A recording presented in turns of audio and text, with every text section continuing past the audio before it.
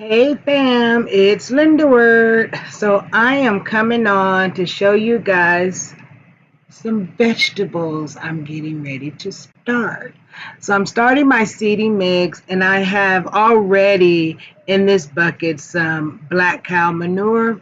So I'm putting some potty mix in it. Then I'm going to put some perlite in it and mix that up and add some water to it just to make sure that the dirt itself is moist. And I purchased the seeding pack seeding kit from Temu.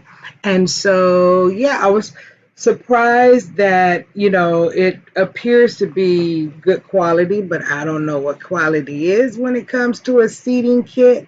But yeah, here's a video and enjoy.